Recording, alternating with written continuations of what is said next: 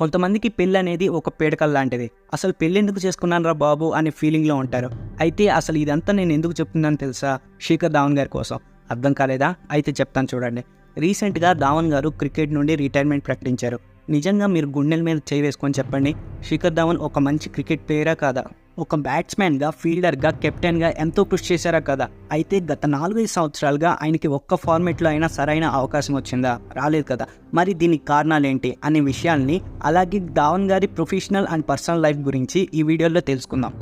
ముందుగా professional life. ఒకప్పుడు Indian team అంటే మనకు గుర్తొచ్చేది MS ధోని, విరాట్ కోహ్లీ, రోహిత్ శర్మ, శిఖర్ ధావన్. అయితే ధోని, కోహ్లీ, రోహిత్ వీళ్ళు ముగ్గురు లెజెండ్స్ అయ్యారు. కానీ శిఖర్ ధావన్కి మాత్రం ఒకే ఒక్క మ్యాచ్ తన కెరీర్ని నాశనం చేసింది. 2019 ఇండియా వర్సెస్ ఆస్ట్రేలియా మ్యాచ్లో శిఖర్ ధావన్కి ఇంజురీ అయింది. అయినా ఆ మ్యాచ్లో సెంచరీ చేశారు. అలాగే అదే మ్యాచ్లో man of the match award కూడా వచ్చింది. కానీ ఇంజురీ వలన నెక్స్ట్ మ్యాచ్ నుండి ధావన్ ప్లేస్లో KL రాహుల్ని పెట్టారు. అలా 2019 వరల్డ్ కప్ ఆడేందుకు అవకాశాన్ని కోల్పోయారు. రాను రాను టీమిండియా ధావన్కి ఛాన్సులు ఇవ్వడం చాలా తగ్గించేశారు. దీంతో తన స్థానాన్ని టీమిండియాలో పూర్తిగా కోల్పోయారు. IPLలో కూడా బాగా పర్ఫామ్ చేసినప్పటికీ సెలెక్టర్లు సెలెక్ట్ చేయలేదు. SRHకి ఓపెనర్గా ఎన్ని రికార్డ్స్ క్రియేట్ చేశాడు. DCకి టఫ్ టైంలో బ్యాక్ టు బ్యాక్ సెంచరీస్ ఇచ్చి ఫైనల్ వరకు చేరుకునేలా కృషి చేశాడు. పంజాబ్కి కెప్టెన్గా తన క్రికెట్ ఎక్స్పీరియన్స్ని మొత్తం పెట్టి ముందుకు నడిపించాడు. ఈ వీడియో మీకు నచ్చుతుందా? అయితే ఒక్క కామెంట్ పెట్టచ్చు కదా. అలాగే అదే చేత్తో కొంచెం లైక్ చేసి సబ్స్క్రైబ్ చేయండి.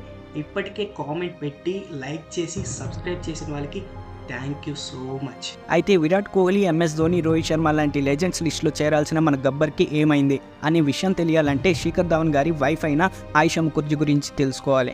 ఈమె ఆగస్టు 27, 1975లో ఒక మిడిల్ క్లాస్ ఫ్యామిలీలో పుట్టింది. ఈమె మదర్ ఒక బ్రిటిష్ సిటిజన్. అలాగే ఆమె ఫాదర్ ఇండియన్ బెంగాలీ. అయితే ఆయిషా పుట్టిన తర్వాత వాళ్ళు ఆస్ట్రేలియాకి వెళ్ళిపోయారు. అలాగే ఆయిషా ఒక ట్రైనడ్ కిక్ బాక్సర్.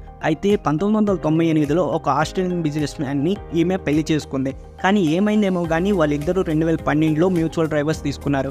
అప్పటికే ఆమెకి 2 పిల్లలు ఉన్నారు. అయితే ఒకరోజు శిఖర్ ధావన్ ఫేస్బుక్లో ఆయిషా ముఖర్జీని చూశారు. అలాగే ఆమె హర్భజన్కి మ్యూచువల్ ఫ్రెండ్ కూడా. ఇంకా వెంటనే ధావన్ ఆయిషాకి ఫ్రెండ్ రిక్వెస్ట్ సెండ్ చేశాడు. ఆ తర్వాత వాళ్ళ ఫ్రెండ్షిప్ ప్రేమగా మారింది. అయితే అప్పటికి ధావన్కి ఆయిషా డైవర్స్ గురించి, ఆమె పిల్లల గురించి తెలుసు. అలాగే ఆమె ధావన్ కన్నా 10 సంవత్సరాలు పెద్దదే. కానీ అప్పుడు ధావన్ ఉన్న ప్రేమ మాయలో ఇవేవి తప్పనిపించలేదు. అందుకని ఆయిషాని అక్టోబర్ 30, 2012లో పెళ్లి చేసుకున్నాడు. అలాగే ఆయిషా అండ్ ధావన్కి 2014లో ఒక కొడుకు పుట్టాడు. అలా 2020 వరకు బాగానే ఉన్నారు. కానీ 2021లో ఆయిషా సెకండ్ టైం డైవర్స్ తీసుకోవాలనుకుంటున్నాను అని ఇన్స్టాలో పోస్ట్ పెట్టింది. కానీ వాళ్ళు 2023లో డైవర్స్ తీసుకున్నారు. శిఖర్ ధావన్, ఆయేషా జంట విడాకులు తీసుకుంది. తమ 9 ఏళ్ల వైవాహిక జీవితానికి గుడ్ బై చెప్పేసింది. ఈ విషయాన్ని స్వయంగా ఆయేషా తన ఇన్స్టాలో పోస్ట్ చేసింది. అయితే ఇప్పుడు జాగ్రత్తగా వినండి, ఎందుకంటే అసలు కథ ఇప్పుడే మొదలైంది. ఆయిషా ధావన్తో పెళ్లికి ముందు ఇండియాలోనే ఉంటా అని చెప్పింది. కానీ పెళ్లి తర్వాత ఇండియాలో ఉండనని చెప్పింది. అలాగే ఆస్ట్రేలియాలో ఉంటూ తన పేరు మీద ప్రాపర్టీస్ కొనమని ధావన్ని ఫోర్స్ చేసింది. అందుకని వాళ్ళ మధ్యలో కొన్ని గొడవలు జరిగాయి. అలాగే ధావన్ కొడుకు ఆస్ట్రేలియాలో ఉండటం వల్ల ధావన్తో ఎక్కువ సమయం గడపలేదు. అంతేకాకుండా ఆయిషా చేసే షాపింగ్స్కి, ట్రిప్స్కి, లగ్జరీస్కి 2012 నుండి 2020 వరకు దాదాపు 13 కోట్లు పే చేశాడు. ఎందుకంటే ఆయిషా ధావన్తో పెళ్ళైన తర్వాత ఆమె వర్క్ చేయడం మానేసి కంప్లీట్గా ధావన్ మీద డిపెండ్ అయింది. అలాగే చాలా టార్చర్ పెట్టింది. ఇంకా భరించలేక ధావన్ ఆయిషాని డైవర్స్ అడిగాడు. ఈమె మ్యూచువల్ డైవర్స్ కోసం ఎలిమోనీగా ధావన్ని $2.5 మిలియన్ ఆస్ట్రేలియన్ డాలర్స్ అడిగింది. అలా కొన్ని కోర్టు హియరింగ్స్ తర్వాత ధావన్ సెపరేట్ అయ్యి ఒక మంచి హ్యాపీ లైఫ్ గడపాలనుకున్నాడు. కానీ BCCI కూడా క్రికెట్లో అవకాశాలు ఇవ్వకపోయేసరికి రీసెంట్గా రిటైర్మెంట్ ప్రకటించారు. అయితే ఈ వీడియో మీకు ఎలా అనిపించిందో ఒక్క కామెంట్ చేయండి. Thanks for watching.